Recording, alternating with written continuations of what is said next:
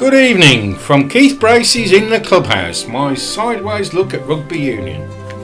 And once again, Chris, I'm in mourning for England. It seems to be a bit of a habit. It is a bit of a habit, I'm afraid. Like losing to the Southern Hemisphere, sadly. You can see me here, I'm in black. You're in black. My black Nike O2 Red Rose. Yeah.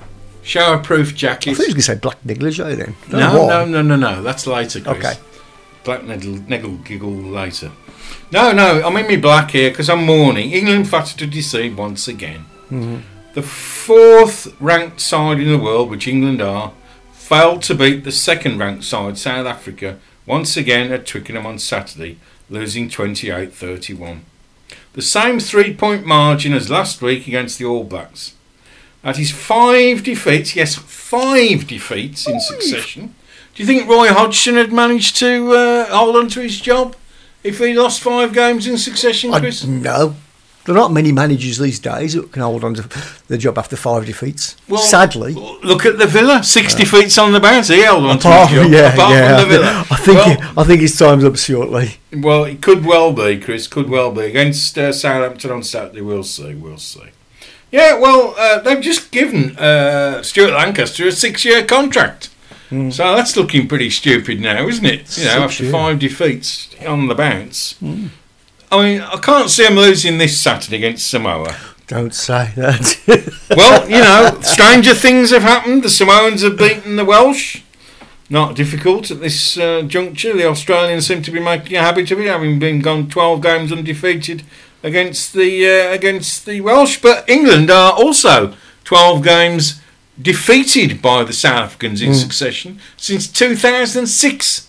We haven't beaten the Saffers since 2006. Can you believe that? Okay. And that includes 2007 World Cup final defeat, where after England won it in 2003, they got to the final again in 2007. Wouldn't that have been an achievement to win 2 World Cups back to back? But the South Africans vanquished us once again, and that started their long run of 12, as I say, successive victories over the Red Rose team. And as I say, they lost 15-6 in France, in the Stade de France.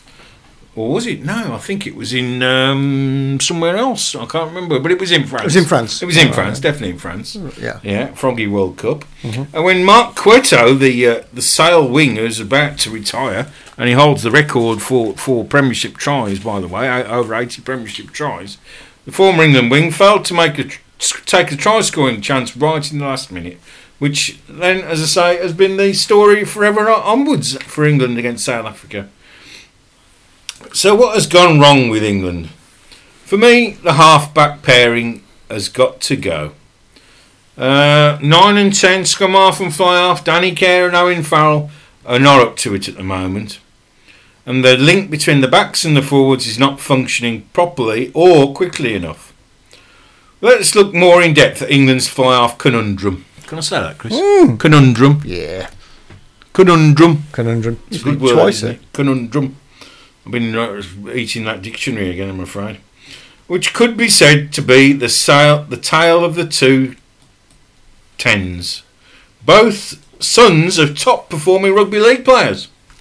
Owen Farrell, one is the son of Andy Farrell, that great Wigan loose forward, and one of the best ever players in both codes of the game, who was part of that famous Wigan side from the my favourite rugby team of any code ever, which carried all before them in the 1980s and early 1990s, who also included such rugby league giants as Sean Edwards, who's the Wales defence coach, and Martin of Fire, Chariots to his mates, who was the great Chariots of Fire. Absolutely. I've got that one.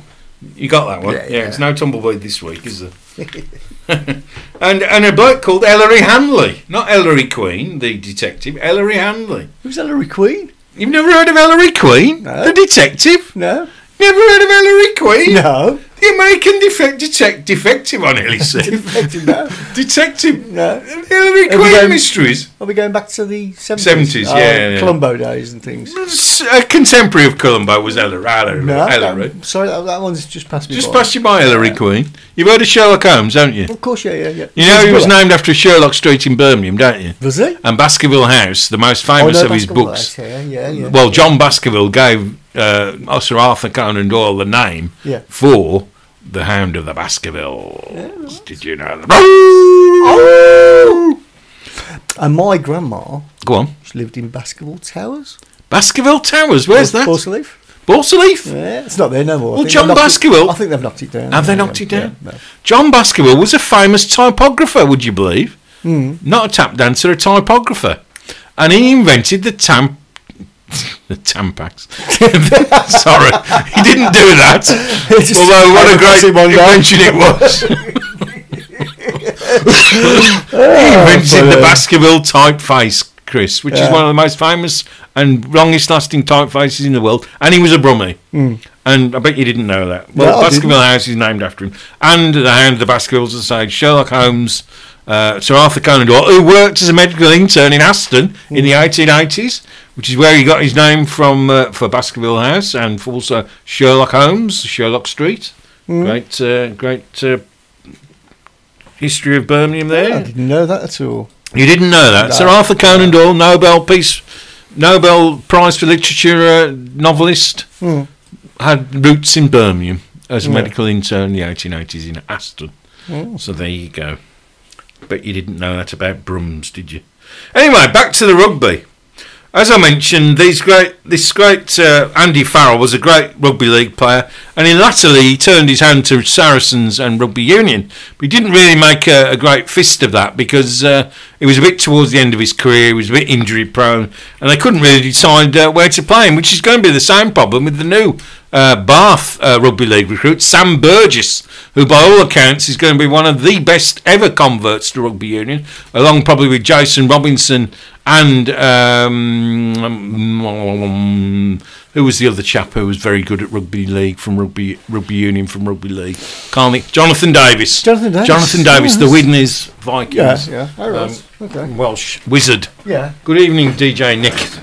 Are you all right? Yes, thank you. We're just waxing lyrical about rugby league and Jonathan Davis. Do you know him? You've never heard of Jonathan? Jiffy to his mates. Do you know why he's called Jiffy? Because he cleans the kitchen? No, I don't know why he's called Jiffy, actually. That's what his nickname is, Jiffy, because he's in a jiffy, I think. In a jiffy, yeah. Well, he was a bit of a quicksilver sort of chap, was Jonathan Davis. Anyway, those two greats, Andy Farrell, Jonathan Davis, Jason Robinson. Sam Burgess is tipped to eclipse a lot of them when he gets fit again from his fractured eye socket, which he did down in the National Rugby League final in Australia when his team, the South Sydney Rabbitohs, who are owned by Russell Crowe, would you believe, who he's a great mate with, won the Australian Rugby League, the NRL, the National Rugby League. And it was a bit like Millwall winning the Premiership, apparently, because the South Sydney Rabbitohs are an absolute blooming... Rabbitohs. Rabbitohs. I don't know what a Rabbitoh is. Everything's got an O on the end, hasn't it, Australia? Rabbitoh, yeah, me old mate.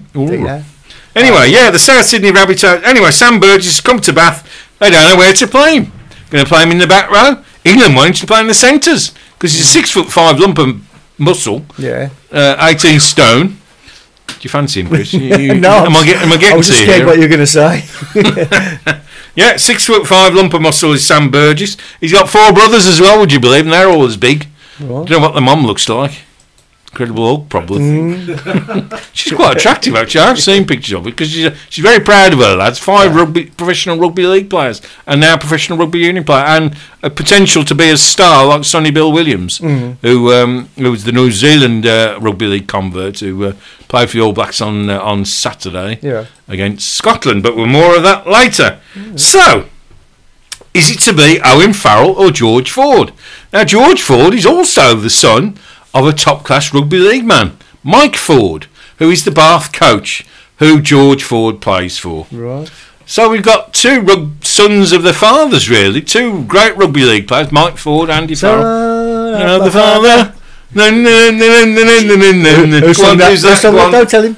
Go on. No, you should know that. I don't. Chicory Tip. Yeah, Chicory Tip. Yeah, Chicory Tip. I remember them. Brilliant song. Don't remember as good as I remember. No. What was the guy who wrote the songs? All those songs. Mike. It wasn't Mike Batt, was it? He was the Womble Man, was he? He did write a lot of songs. Mike Darbo? Yeah. No, he was Manfred Mann. I think you're probably close on the first guess. Yeah. Yeah. Anyway.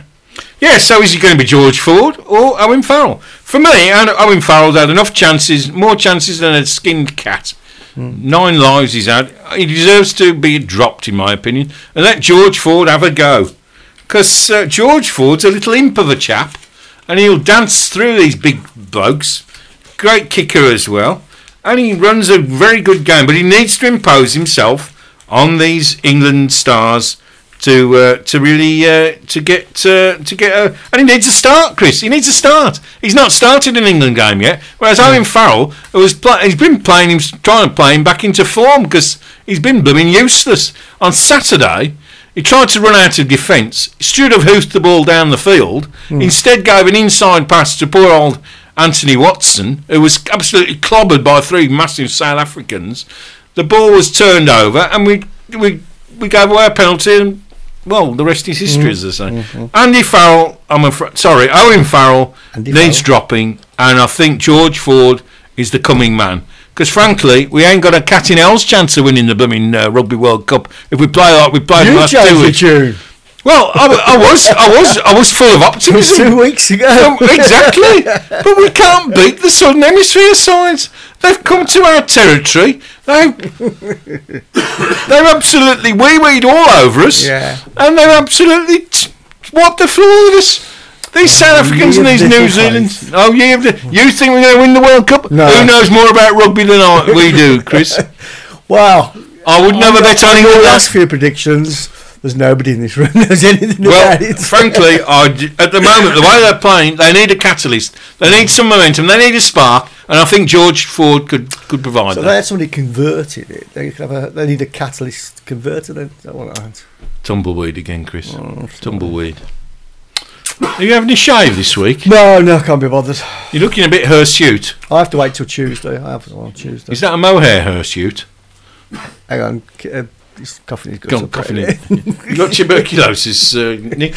Just Ebola, don't worry. Just about Ebola, okay. Mild, Shouldn't joke about that sort of thing. mild form. And big up to Do They Know It's Christmas? Buy that record. Get supporting the Ebola campaign in Africa. We Not need. heard it. Not heard it. Do you know the latest one? Bird flu now. Oh, that's Bird flu. We got bird flu, Ebola, bird flu. Found it in chickens, didn't they? Up in up north. I've got what?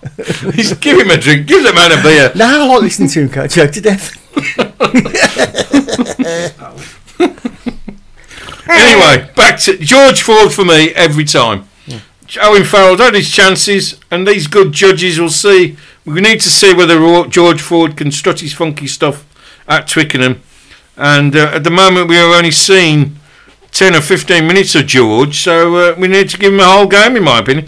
Mind you, he's on a hiding to nothing because we're expected to beat Samoa on Saturday, and we probably will at a counter by 40 points. But we need to change the tune, really, change the record. And Owen Farrell just isn't cutting the mustard at the moment. As I say, the fly half, the number 10, where Jonathan Davies played, Barry John, Phil Bennett, all those great names of the past, is the playmaker, the quarterback, the central midfielder of rugby. And he's the one who sets the tone and directs the play. The fly half runs the game. And I think George Ford can run a good game for England. Let's give him a chance, Stuart Lancaster. Stop letting him get splinters on the bench. And I think that Saturday against Samoa there will be changes because I think Lancaster's had shown faith enough in these last 2 weeks against New Zealand and South Africa, and I think Ford will play at fly half and be one of a few changes, along with James Haskell and Ben Morgan, who had a storming game when he came on for Billy Vunipola in the second half on Saturday. Not Billy Vunipola. Vinny. Do you know Ebola? No, this is getting near the knuckle. We shouldn't be joking about Ebola. No, we shouldn't. so we are. He sounds as though he's got it, though, doesn't he? He does, He's coughing up blood now. That is a symptom, actually. Is it? Oh, well done. Okay. We could have the first ever live case of... Ebola. Yeah, and death. Same show. It's getting a bit macabre and morbid, this show, Chris. I don't want macabre on my rugby It's what show. the audience wants. No, they don't. They want rugby chat. The audience are right. They want rugby chat. That's right. what they want. Rugby chat. Billy Vunipola, anyway. Ben Morgan replaced him. You got some linctus for him. Get us some linctus. You need to suck on something. Suck a zoob. not a boob, a zoob. Send the bishop to the I'm arse. a fisherman's friend. The old ones are the best, aren't they? Is that the seals clapping Yeah. in unison, is it? Because they're like the fisherman's friend. Yeah, so Ben Morgan's came on Saturday and really galvanised the England pack, and as I say, they came back and he scored a fantastic try, twisting over from about 10 yards. And as I say, Vunipola and Tom Wood will be dropped on Saturday for Haskell and Ben Morgan. And it looks as though there will be other changes. With as I say, I think Owen Farrell should be replaced by George Ford, and also I think Ben Youngs at scrum half should get a chance of playing. New halfback combination, Ben Youngs and George Ford. I think that can take us forward, and not forward. Sorry. Yeah. I know what you mean. Yeah, and as I say, Danny Kerr hasn't been. He was out of sorts on Saturday. What went wrong on Saturday? Well, for a start, it was scrum half Kerr after 10 minutes through a suicidal interception pass to South African centre Danny Serpentine. No, it's not Serpentine, it's Serpentine. Oh, right, okay. Serpentine is there's a road, Serpentine Road in Arbon, but it's not Serpentine Road, it's Serpentine. Who took no second invitation to racing under the sticks to go with Lambie's early penalty. England were in it at half time, 13-6 down, and soon after the break it was up to 20 points to 6 for the South Africans, with a delicate little chip over a blitz England defence by South African fly half Pat Lambie. Good evening. And into the hands of on-rushing fullback Willie LaRue. Do you like that name? Willie LaRue. Willie LaRue. Oh, yeah. Yeah, Willie LaRue. Relation to Danny? No. You wouldn't get Danny. He's definitely not like Danny LaRue. You couldn't see Danny LaRue on the rugby field, really, could you? I don't know, maybe you could. You never know. He might have been a closet rugby player, mightn't he? Not a closet queen. He might have been a closet rugby player. You never know. Danny could have been up there with the locks and number 8s and rocking away like the best of them. Rocking and mauling. Not mewling, mauling. Morning. Mm-hmm, Morning. Yep, morning. So Pat Lambie put over a nice little chip over England's blitz defence for Willie LaRue to run onto, and he took out 2 England defenders, Mike Brown, fullback Mike Brown, and number 8 Billy Ebola. No, sorry, Billy Vunipola, drawing his men. Not drawing them, he didn't get a little pad out and draw them. To draw your man, I can't explain, Chris. Draw your man, you run up to him, you pass right at the last minute and run into him and take him out. That's drawing your man. Oh, is it? Oh, right. Okay. Drawing your man. So it's like a block tackle in football, I suppose you might say. All right. It's perfectly legal. Oh, yeah. So he drew his men and gave the ball to debutant scrum half Cobus Reinach, whose dad was a Springbok in the 1970s, would you believe? I don't know what his name was, but apparently he was also a 400-metre champion in South Africa. So, Cobus Reinach, who made his debut as a on Saturday, to slide him for a try to the right of the posts. Lambie added the extras for a 20 points to 6 lead, and the writing looked on the wall for England, I'm afraid. Mm-hmm. But they came storming back. Credit to England on this period, as they took the game to the South Africans and forced a close-in line-out, which was pulled down by 37-year-old veteran. Imagine that, playing international rugby at 37. Victor Matfield. No, never heard of him. I think no. Massive bloke, big bloke, 117 caps. No, so much experience. He's known almost England's whole team have got 400 odd caps, 470 caps. Right. Victor Matfield got 117 on his own, and apparently South African team had over 700 caps. England's team only had 400 caps, so twice the experience over the South Africans. Anyway, Victor pulled down the line out and was sin-binned for 10 minutes. Had a yellow card, which I think would be great for football, but that's another story. When you're sin-binned, how long do you have to start for? 10 minutes. Oh, it's got to be. It's always 10 minutes. It is 10 minutes, yeah, and it's always 10 minutes. Yeah, and it can't never longer or never shorter. It's always 10 minutes. They just automatically come back on. It's usually for a piece of persistent foul play or dangerous play, and I'll go into that in a bit later because one of England's players was sin-binned later on, but I'll go into that. And it was quite a crucial moment. So, as I say, Dave Atwood, Victor Matfield's opposite number, has less than 10 caps. So we can see the gulf in experience between the two sides. Matfield was yellow carded, as I say, for pulling down the line out. And 10 minutes, and those 10 minutes signalled a purple patch for the Red Rose. Bit of colour for you there, purple patch for the Red Rose. Don't you like? I'm creating pretty pictures, aren't I? Painting watercolours. Creating them and it's not working. You reckon? I think it's good stuff, this. It's all codged together in the Library Birmingham tonight. I believe you. It is. It's all codged together. Purple patch in the new library. In the new library, which looks as though it's covered in rusty old bike wheels to me. Isn't it? But it's fantastic inside, Chris. I've heard it's really nice inside. It's great inside. It doesn't look that good outside. For me, though, it's done a great thing in Birmingham. It's put books, learning, reading and writing on a pedestal. You know, for our young people to aspire to reading and writing books. Yeah. You don't need... Well, you tapping away at your iPad. I read a book once. I know you can put. You'd have to carry around a whole blooming library on your back with all the stuff. You read a book. You haven't got any books, have you, Chris? No. Oh, we've got loads of books. Don't read them. Yeah. Don't read them. Didn't your wife read books? Oh yeah, she's an avid reader. Yeah. But you shoot annuals and all that. And, that's right. Your Roy of the Rovers annual and before my time. And you bound copies of the Birmingham City programme. And did you read those? Oh yeah. Did you nod off to sleep? As long as it's got a few pictures in them. You're all right with pictures. Yeah, it's good. My son's never read a book. He likes pictures as well. Yeah, it's the way things are going, isn't it? As I say, there's DJ Nick tapping away in the corner.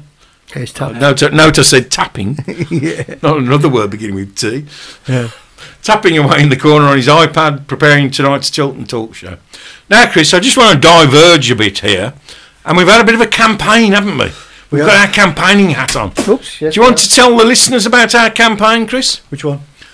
The Memorial 20... Oh, yeah, we're hoping... We're hoping to get a game. The plan was to get a game at St Andrews or Aston Villa, Villa Park, between a team representing both clubs, in memory of the 21 Birmingham 21 that died. The game will go ahead, but we don't think it's going to be at Villa Park or St Andrews, so, sadly. And is it going to involve current Aston Villa and Birmingham City players? It'll probably be the Villa All Stars and Birmingham City. That's right. We're going to get a few people from few people who were actually around at that time as well, players. May or may not. Charlie Atkins springs to mind on the pitch. And, great. And there's a few relatives of deceased that. Have asked me to play. There's people from all over the world that have emailed saying if it does go ahead, they'll come over. That's a great cause, Chris. Great cause and close to Birmingham people's hearts, I'm sure. And I wish you all the best with that. So I think that's a great thing to do. And let's try and remember those. When was it? The 21st of November, wasn't it? 21st of November. 21st of November, which is when? 17th today. Yeah, the Friday. The concert is on Thursday at the Town Hall, if anybody's around. So go and support the Birmingham 21 at the concert at the Town Hall on Thursday night. Are tickets still available, Chris, do you know? I think so, yeah. I think it's free, to be honest. It's a free concert. I'm sure. Are they hoping to raise money for the relatives? Or I'm not sure. I'm not sure. I've been invited to go, but I haven't been asked to pay. So I'm just, I don't want to get it wrong. Maybe I've got to pay. So. Anyway, that's a fine campaign, and I wish you all the best with that plea for the Birmingham 21. So, back to the rugby. England scored 2 pushover tries to bring the scores back to 20-all, with prop David Wilson and forcing himself over the line out on the and replacement number 8 Ben Morgan also barrelling his way over the try line, twisting and turning from a line out on the 22 from 10 yards out. 20 all in the 50th minute. And that is where England's day got worse. England's discipline let them down. Firstly, veteran South African flanker Schalk Burger scored a try in the right corner to take the score to 25-20, with Lambie missing the far-out conversion. Far-out man. Wasn't that? Well, it was on the touchline, but it was far-out. And the serial offender on the discipline front, hooker Dylan Hartley, was then sin-binned for stamping on a prone South African player at the bottom of a ruck. Do they never learn, these England players, Chris? Sin-binned, and they lost him for 10 minutes. And that was where the South Africans screwed England into the turf and absolutely went on to win the game. And all through Dylan Hartley's stupidity, which cost England the game. Another penalty by Lambie and a neatly executed drop goal from right in front of the sticks after a period of sustained South African pressure left England clutching at straws. With a late Brad Barrett, and can you believe this? He was born in South Africa, would you believe? And he's playing against the South Africans. The England outside centre, Brad Barrett, South African, but playing for England. So they've done that for years in cricket, though, haven't they? Yeah. I think football's about one of the few sports where you have to actually be born in the country. It won't be long. It won't be long. No. You can have a grandmother or a great aunt. Yeah, that's right. Yeah. If your mother's Irish and Scottish players, English. Yeah, absolutely, yeah. absolutely. Oh yeah, you'll do football as well at the moment. Yeah, you'll have your mother's cat's aunt that once, well, stepped on. Visited American. Let's hope the English can defeat the Scots like they did at the Battle of Flodden in 1745. Tomorrow night, is it at Hampden? No, Hampden. Is it Hampden? It is Celtic Park. Yeah. Well, come on, you English, let's defeat those Scots. We're going on a raiding party north of the border. We need to come back with a few scalps. So let's cheer on England against Scotland. That's a real blood and thunder game for me, a proper football match. Yeah. And it'll be the English won't know what's blooming hit them, I'll tell you. Because those Scots will be whirling blooming dervishes with their kilts. They're not been too bad, are they? No, they've got Gordon Strachan really seems to have done well up there, doesn't he? I mean, they beat the Irish the other night. And the Welsh are doing okay. The Welsh they were top of their group for a while last night. They've unbeaten in 4 games. They drew with Belgium, the 4th ranked side in the world, I was hearing, with Benteke and all those Premiership stars.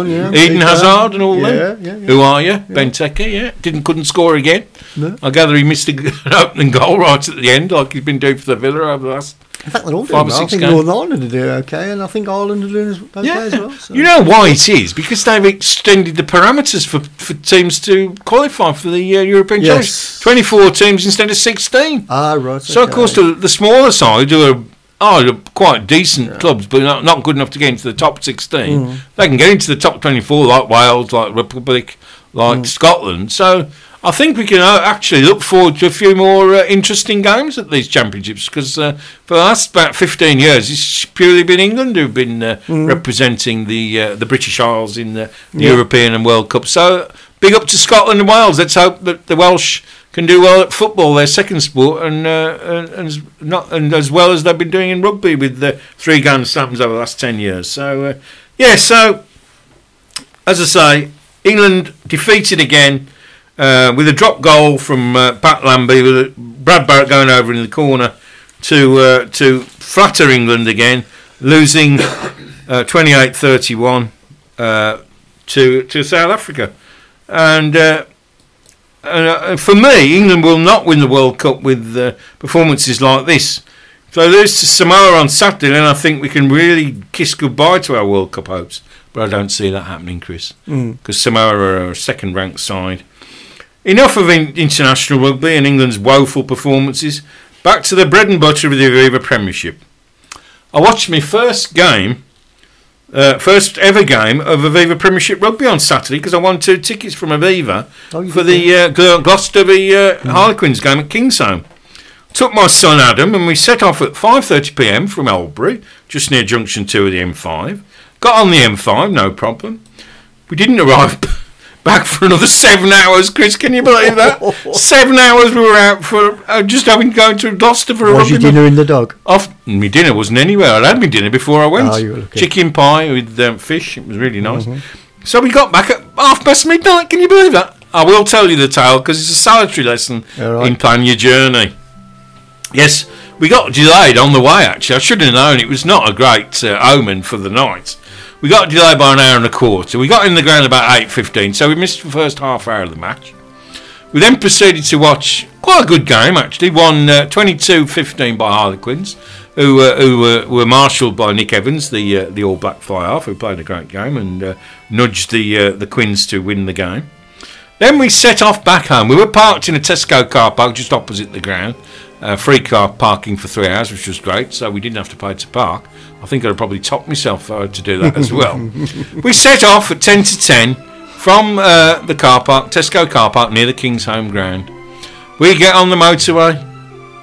I can hear the music. I can hear the music. We can get on the motorway. We get up to junction 9. The motorway's shut. The motorway's shut. The M5 is shut.